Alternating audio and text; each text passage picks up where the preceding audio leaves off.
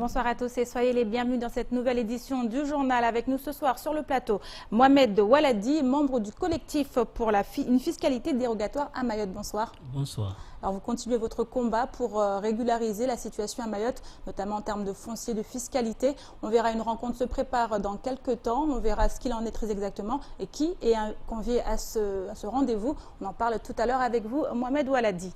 Avec nous également sur le plateau, Pierre Bellucci. Bonsoir Pierre. Bonsoir Amina, bonsoir à tous. Alors cette grève générale, on en parle encore aujourd'hui, une grève entamée il y a peu, mais qui semble avoir du mal à mobiliser.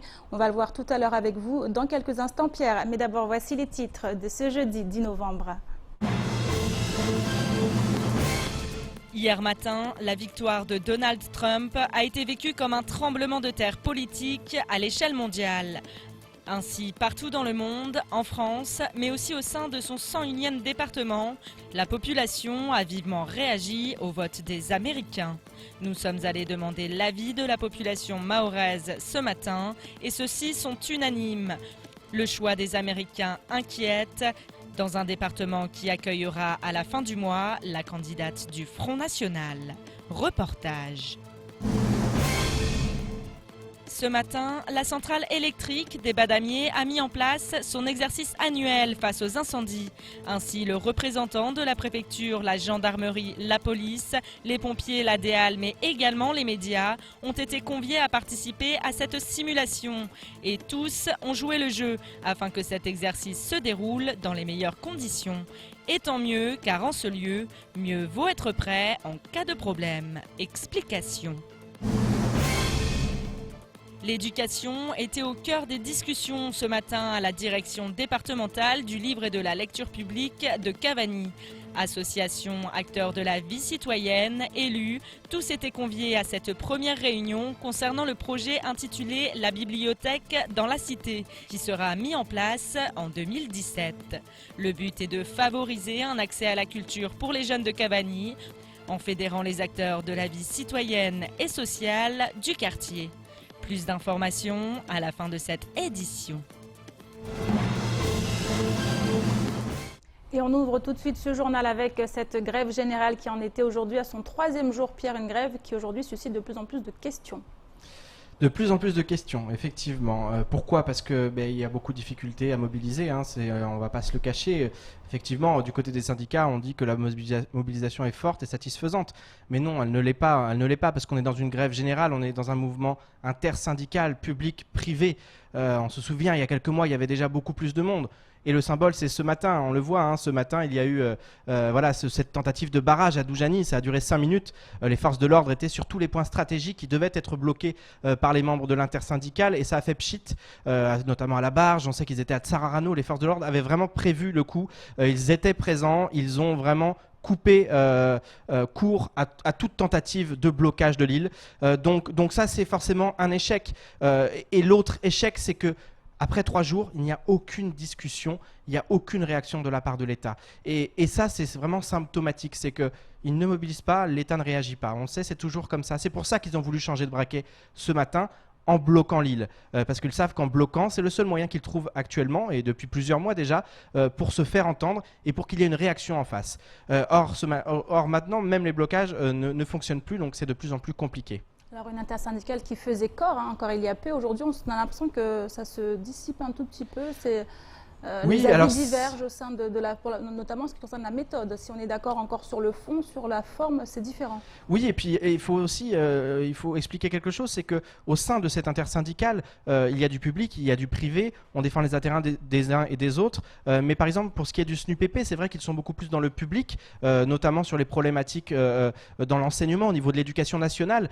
D'autres syndicats sont plus public-privé, mais on a du mal à s'entendre. Et la plateforme revendicative, elle est tellement considérable, justement en englobant à la fois le public et le privé, que ça devient très compliqué. Compliqué de s'entendre, compliqué d'agir ensemble et compliqué entre les secrétaires départementaux des différents syndicats. Donc voilà, donc c'est vrai qu'on a aussi, j'allais dire, un peu une mobilisation qui est qui est réduite du fait d'une mauvaise entente. C'est peut-être, le mot est peut-être un peu fort, mais en tout cas d'une entente qui est un peu compliquée entre les uns et les autres. Et du coup, aujourd'hui, on est un petit peu au point mort. Alors on sait que ce week-end, ils ont donné rendez-vous dans de nombreux lieux. Là, ils vont vraiment avoir 3 jours pour mobiliser. La grève est reconduite pour la semaine prochaine, lundi. Ils ont 3 jours, comme ils l'ont fait dernièrement, hein, juste avant que la ministre arrive. Ils étaient aussi dans une démarche de mobilisation où ils allaient au devant de la population pour essayer qu'il y ait vraiment du monde et qu'ils soient en force, dans une position de force. Ils ne cessent de dire on est dans un rapport de force. En ce moment, là, depuis 3 jours, le rapport de force, il est clairement en leur défaveur.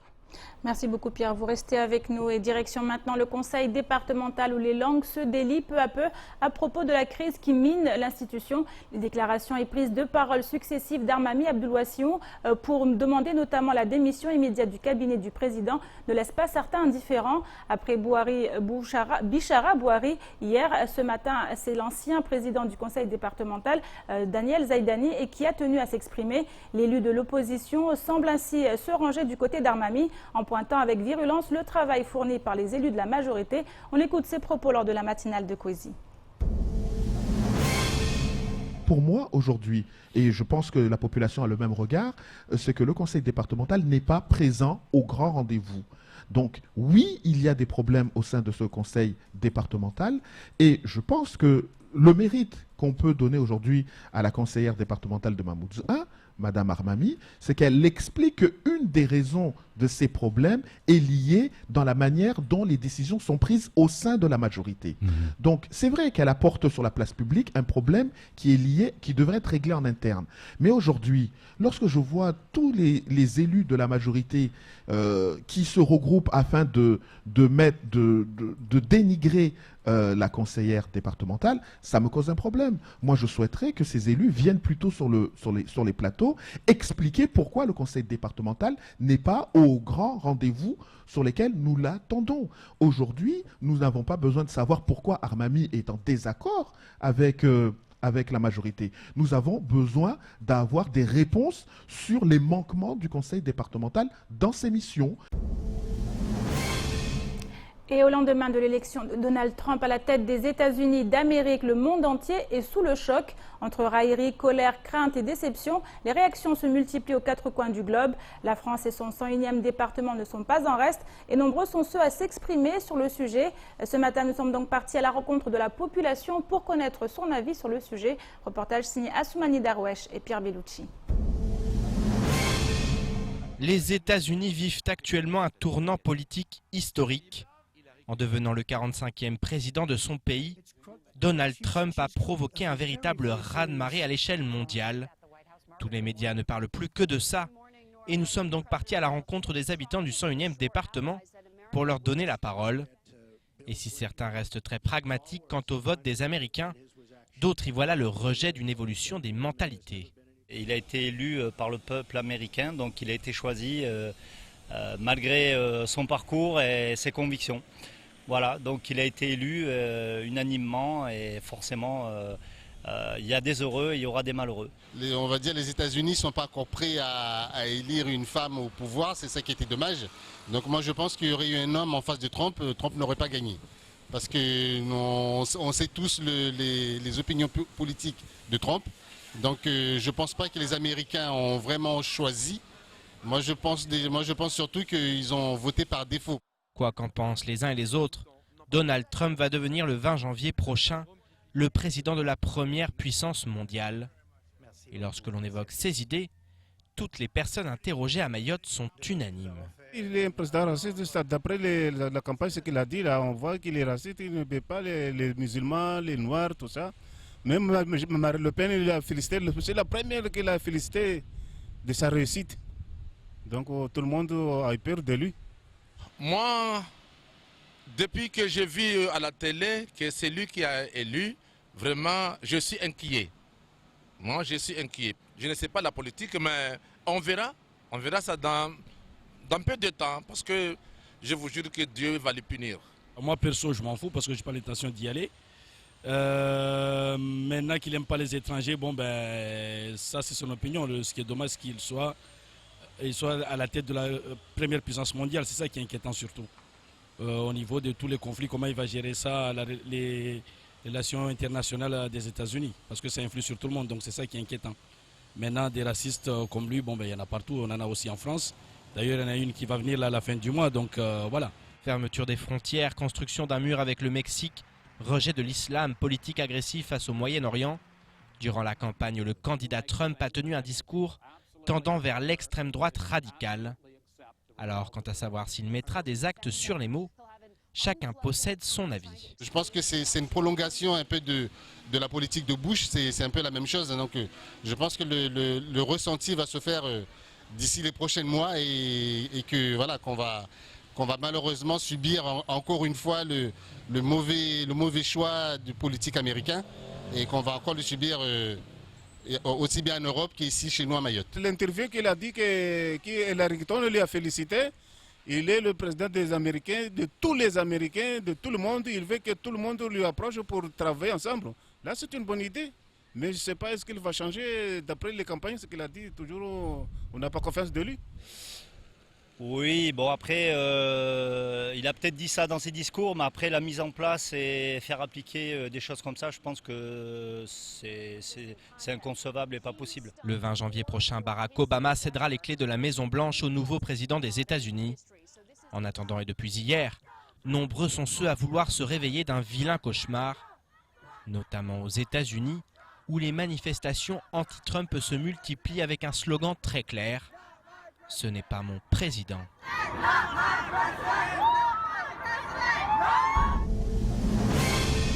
Alors Pierre, on a vu les réactions dans ce reportage. Certains craignent que cette élection ait des conséquences ici sur Mayotte. Notamment, on va parler de cette élection présidentielle qui approche à grands pas, avec peut-être sur la place Marine Le Pen qui prend de plus en plus de place, on a l'impression.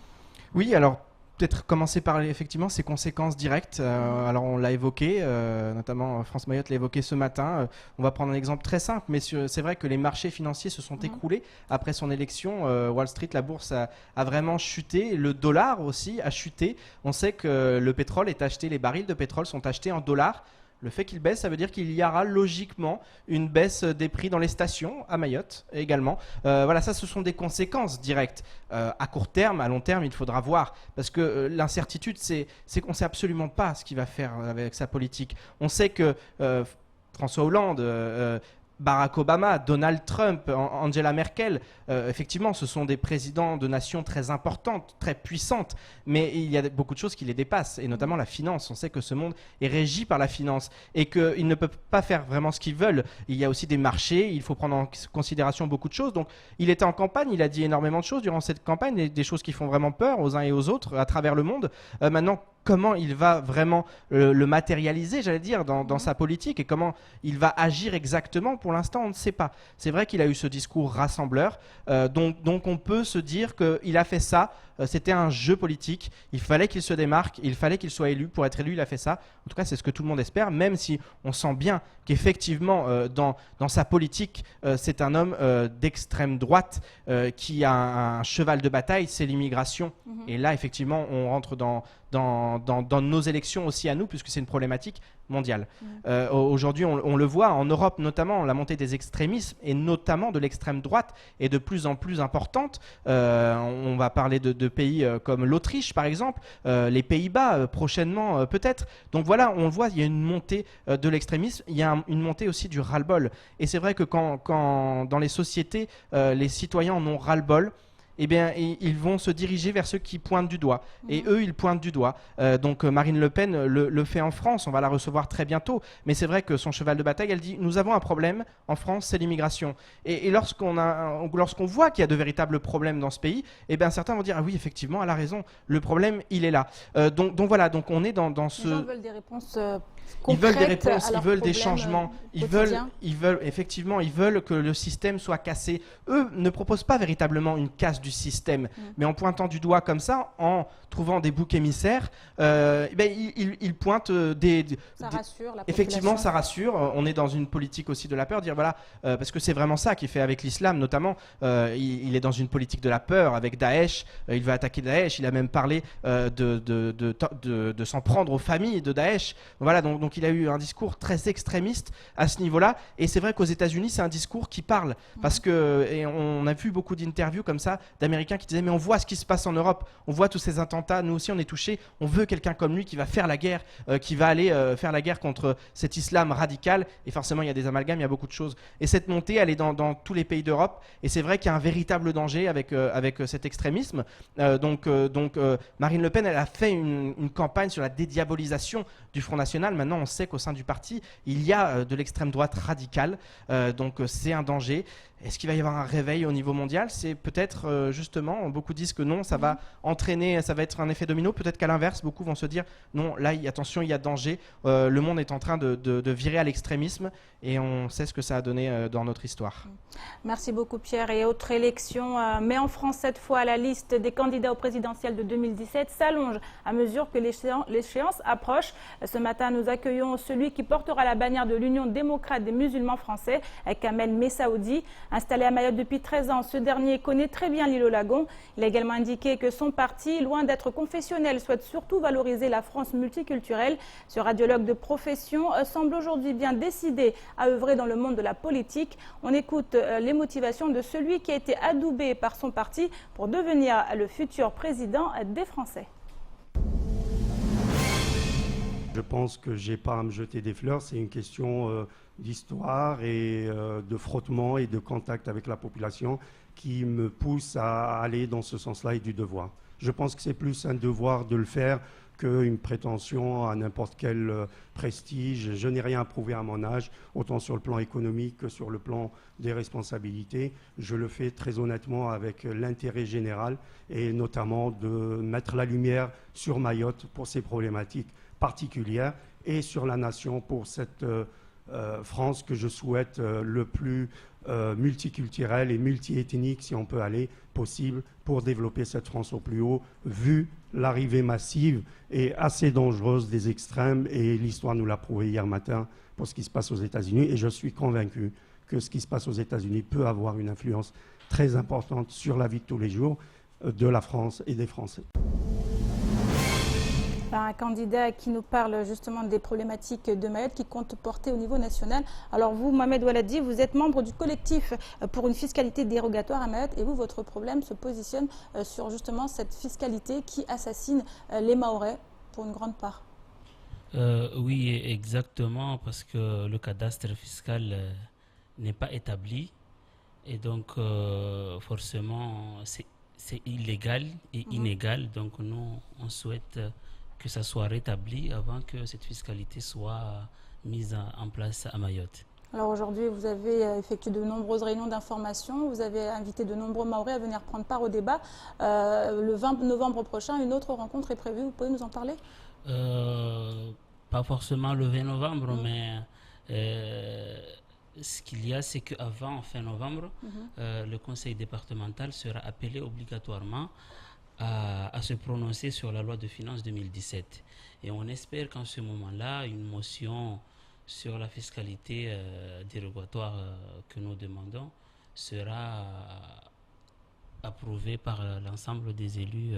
En tout cas, voteront en faveur de cette motion-là, ce qui permettra à ce dossier d'avoir des chances d'être abouti. Alors justement, on a vu du côté du gouvernement, on prend de plus en plus en compte cette problématique. Comment vous accueillez toutes ces démarches qui sont faites? Est-ce qu'aujourd'hui vous estimez qu'il y a des choses sur lesquelles il faut accentuer? Notamment, est-ce que vous avez des pistes de travail que vous comptez justement proposer? Alors, il faut rappeler qu'on a fait le nécessaire parce que toutes les instances de l'État compétents ont été saisies, on a déposé le dossier et le président lui-même a saisi le gouvernement pour qu'il se penche sur ce dossier-là et nous a promis de nous tenir au courant des avancées. Et donc le travail qui reste aujourd'hui, c'est que c'est les élus mahorais qui doivent prendre leurs responsabilités et montrer que c'est vrai qu'il y a des problèmes à Mayotte et nous proposons à Mayotte une solution. C'est-à-dire l'INSEE s'est prononcé en 2012 que 84% de la population mahoraise vit en dessous du seuil de pauvreté. Et là, on nous impose une fiscalité qui est confiscatoire et inégale. Et c'est surtout que c'est très cher que les Mahorais n'arrivent pas à payer. Et donc, nous demandons que le cadastre soit établi afin que la fiscalité soit mise en place, mais avec des taux bien amoindris, parce que c'est pas possible que les Mahorais puissent payer les taxes appliquées actuellement. Alors vous demandez une fiscalité dérogatoire pendant 30 ans à Mayotte? Oui, c'est ce que nous demandons, et on ne l'a pas fait comme ça, parce que d'abord, on estime que le temps qu'il faut pour que le cadastre soit réalisé à Mayotte, qu'il soit fiable, on pense que même 30 ans ne suffiront pas, mais c'est ce qu'on a décidé. Mais aussi, on pense aussi, c'est-à-dire que, j'allais dire, c'est que la Corse, qui est un département aussi, bénéficie de ça. Ça fait déjà plus de 214 ans qu'ils bénéficient de ça. Et quand ils ont demandé ça, ils avaient les mêmes conditions que Mayotte aujourd'hui. Et Mayotte, c'est empire. Donc, on ne voit pas pourquoi ce serait quelque chose d'impossible. Alors aujourd'hui, on a la fiscalité, on sait, des particuliers et celle des professionnels. Alors est-ce qu'aujourd'hui, vos actions portent sur ces deux aspects ou sur un seul uniquement? Je pense que c'est sur les deux. Mais nous, ce que nous demandons, c'est surtout envers la population, pour éviter que demain, il y ait des troubles graves sociaux. C'est-à-dire que les Mahorais n'arriveront pas à payer, ils seront saisis de leur patrimoine, et ça va engendrer des problèmes. Et donc, nous évitons d'arriver à ce stade-là. Aujourd'hui, on a déjà des personnes qui témoignent qu'il y a des saisies sur salaire.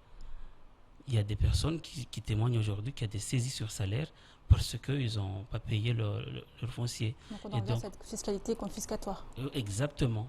Et donc, ça va se multiplier, et je vous assure que dans très peu de temps, il va y avoir des problèmes sur l'île pour ça.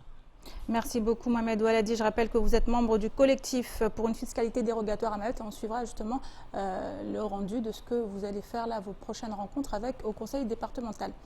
Merci beaucoup. Et ce matin, l'électricité de Mayotte a organisé son exercice annuel d'événements accidentels en simulant un incident à la centrale du Badamier en Petite Terre. Cet exercice appelé plan d'opération interne définit les mesures d'organisation, les méthodes d'intervention et les moyens nécessaires que l'exploitant doit mettre en œuvre pour protéger le personnel, les populations et l'environnement.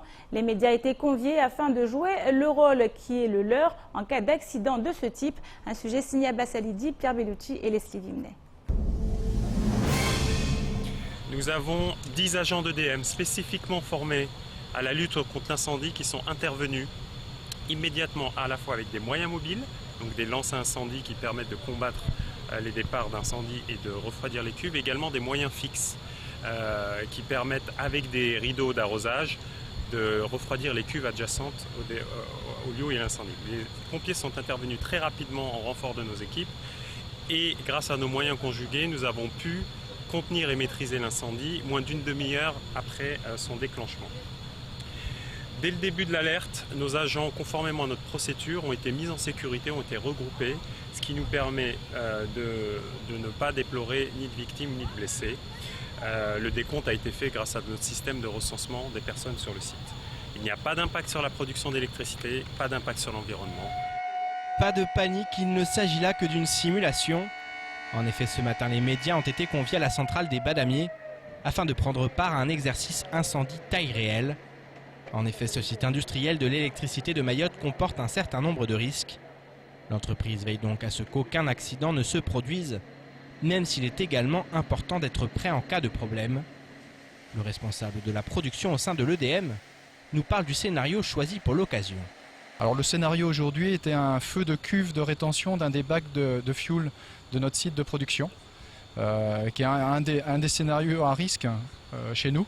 Et donc l'objectif a été atteint, puisque derrière on a pu déclencher les secours internes et externes pour pouvoir canaliser cet incendie. Donc on est plutôt content. Représentants de la préfecture, gendarmerie, police, pompiers, DEAL, médias, tous ont joué le jeu afin que cet exercice se déroule dans les meilleures conditions. La réussite a été au rendez-vous, puisqu'à la fin de la simulation, tous les voyants clignotaient vert. Donc ce qui est important à retenir aujourd'hui, c'est que nous avons testé nos procédures internes et elles fonctionnent bien. Nous avons également testé les relations avec les pompiers et elle fonctionne bien. Et la particularité de cet exercice aujourd'hui a été qu'on a invité les médias afin de nous assurer que nous étions également prêts à transmettre des éléments aux médias, donc à la population. Ça a été également une réussite. Une rassurante réussite lorsque l'on connaît les dégâts que pourrait engendrer un accident au sein d'une centrale électrique à Mayotte. L'exercice sera donc renouvelé dans un an, même si d'ici là, le travail quotidien des techniciens pour éviter tout incident est forcément primordial. Et l'heure est venue maintenant de nous intéresser au reste de l'actualité de ce jeudi 10 novembre. En voici un petit tour d'horizon dans l'actualité en bref. Il fallait s'y attendre. Après la lettre écrite par Alain Juppé aux Mahorais, voici la lettre écrite par Nicolas Sarkozy à la population du 101e département. Sans surprise, l'ancien président y vante la départementalisation dont il est l'initiateur, avant d'axer ses promesses sur la lutte contre l'immigration clandestine. Il souhaite ainsi mettre fin au droit du sol, tandis que dès ses premiers jours de mandat, s'il est élu, il affirme qu'il se rendra à Moroni afin de signer un accord avec l'Union des Comores. Il exigera alors l'arrêt des départs de Kwassa-Kwassa en direction de Mayotte, tout en proposant en échange de financer des projets de développement aux Comores. L'argent consacré aux reconduites à la frontière entre Mayotte et Anjouan servirait ainsi à la construction d'infrastructures publiques aux Comores comme un hôpital et des écoles. Selon lui, il s'agit là d'un accord gagnant-gagnant entre les deux pays. Pour le reste, les engagements portent sur des moyens alloués face à l'insécurité et le développement économique et touristique de l'île. Suffisant pour gagner la primaire? Réponse le 27 novembre prochain. De nombreux étudiants originaires d'outre-mer poursuivent leurs études en métropole. Seulement les difficultés sont nombreuses, notamment en ce qui concerne le logement. En effet, certaines agences immobilières opposent des refus de caution locative en raison de la domiciliation bancaire de leur caution ou de leur garant. Emmanuel Coste, ministre du Logement et de l'Habitat durable, Erika Bareitz, ministre des Outre-mer, et Jean-Marc Mormec, délégué interministériel à l'égalité des chances des Français d'Outre-mer, ont en réaction co-signé un courrier aux professionnels de l'immobilier pour leur rappeler le caractère illégal du refus de caution locative en raison d'une domiciliation bancaire outre-mer. Dans ce courrier, les ministres et le délégué interministériel rappellent aux professionnels de l'immobilier le caractère discriminatoire et illégal de ces refus. Dans cet esprit, le projet de loi Égalité et Citoyenneté en cours d'examen au Parlement prévoit de simplifier et faciliter la procédure permettant de sanctionner ce type de pratique, tant au plan civil que pénal. Ahmadi Saïd Diraos, l'ancien maire et ancien conseiller général de Koungou, avait proposé il y a quelques mois que le collège de sa localité soit baptisé Collège Frédéric Dachery. L'occasion de rendre hommage à cet ancien maire et conseiller général de la commune et de ne jamais oublier cet homme qui a perdu la vie quelques jours après avoir été frappé à coups de marteau chez lui au cours d'un cambriolage. C'est aujourd'hui chose faite puisque le conseil d'administration de l'établissement a validé la proposition.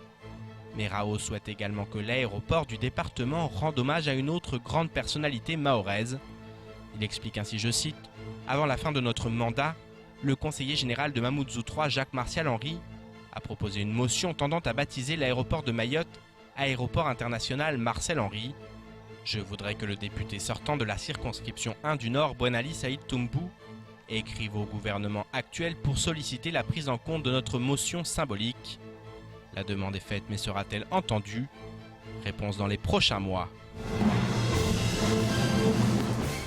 Et pour terminer, l'éducation était au cœur des discussions ce matin à la direction départementale du livre de la lecture publique à Cavani. L'année prochaine, en effet, la DDLLP, anciennement appelée Bibliothèque départementale de Prêt, va impulser un projet intitulé La bibliothèque dans la cité. Un projet qui met en avant la cohésion sociale puisqu'il sera réalisé en partenariat avec les acteurs de la vie citoyenne et sociale du quartier de Cavani. Davantage de précisions dans ce reportage signé Adèle Laurent. Favoriser un accès à la culture pour les jeunes de Cavani, c'est le but du projet La bibliothèque dans la cité qui sera mis en place en 2017. En effet, l'objectif est de casser les barrières qui peuvent séparer la bibliothèque de la société et de fédérer les acteurs de l'éducation. Il ne s'agit pas d'enfermer des livres et d'attendre que les gens viennent, il s'agit aussi de réactiver les éléments constitutifs du contrat éducatif. Ce sont souvent des éléments de la société traditionnelle, c'est-à-dire la parentalité, la vie communautaire elle-même et l'ensemble des associations qui constituent l'environnement social d'une bibliothèque comme celle de Cavani ici. En effet, Cavani abrite de nombreuses structures et notamment des associations proches de la jeunesse. Le projet La Bibliothèque dans la rue permettrait donc de les réunir autour d'actions liées à la cohésion sociale et à l'éducation des jeunes du quartier. Jusqu'à maintenant, on s'est rendu compte que chaque structure travaille de son côté en fait. Donc on fait beaucoup de choses mais ça ne se voit pas forcément. Donc fédérer, en fait, être tous ensemble, je pense que les actions seront beaucoup plus visibles et je pense qu'ils auront un impact dans la société. Mutualiser les moyens pour recréer du lien social autour de l'éducation. Et ce matin, quelques associations étaient présentes, notamment 2 associations religieuses et 2 associations culturelles, dont l'association Mlési, qui lutte contre l'échec scolaire et la délinquance avec pour seule arme le théâtre. On ne peut pas travailler sans les associations, car les associations font beaucoup dans la commune, parce que c'est justement pour occuper les jeunes. Les associations rentrent dans ce cadre-là, les occuper, leur proposer justement des activités qui les permettent de, justement, concernant par exemple l'éducation et l'échec scolaire, quand on leur propose, ils sont beaucoup plus sensibilisés et ça leur permet d'être éveillés que la lecture par exemple peut être importante. Car on dit que la seule chose dont on a besoin de savoir, c'est l'emplacement d'une bibliothèque. Parce qu'il faut toujours éduquer, éduquer, éduquer. On ne peut pas s'arrêter d'éduquer parce qu'il n'y a que ça comme solution, en tout cas pour l'instant. Et ce matin, Mohamed Mouandjé était également présent. Même si la cohésion sociale et l'éducation ne rentrent pas dans ses fonctions d'adjoint au maire à l'aménagement du territoire, du logement et du déplacement, l'élu habitant de Cavani reste sensible à ce genre d'initiative. Il a proposé ce matin la possible mise en place de contrats éducatifs locaux. Nous avons parlé tout à l'heure de contrat éducatif local.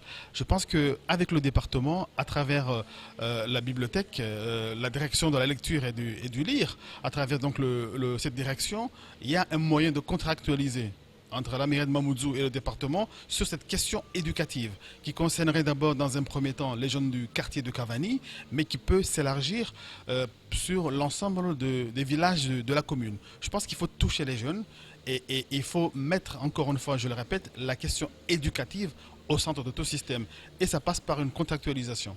En effet, ce concept a pour vocation d'être exporté dans les autres bibliothèques de l'île. Pour l'heure, la DDLLP a pour volonté d'aller à la rencontre des acteurs de Cavani pour ensuite mettre en place début décembre le comité technique du projet. Nous appelons la société, nous lançons cet appel pour que la société vienne dans la bibliothèque et si la société ne vient pas dans la bibliothèque, nous irons la chercher en dehors de la bibliothèque pour vivre l'expérience donc de la lecture dans la société même, afin que cette société finisse par venir éduquer au sein de la bibliothèque. La bibliothèque dans la cité est donc un projet prometteur, dont les premières actions verront normalement le jour en 2017. Et c'est la fin de cette édition. Merci à vous de l'avoir suivi. Une édition à retrouver en rediffusion sur OM5, également disponible en replay sur notre site l'infocoesi.fr sur YouTube et sur notre page Facebook.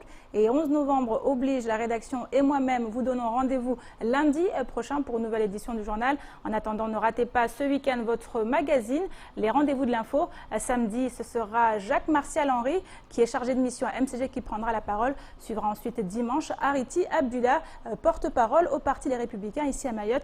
Excellente fin de semaine à vous sur KTV et à lundi.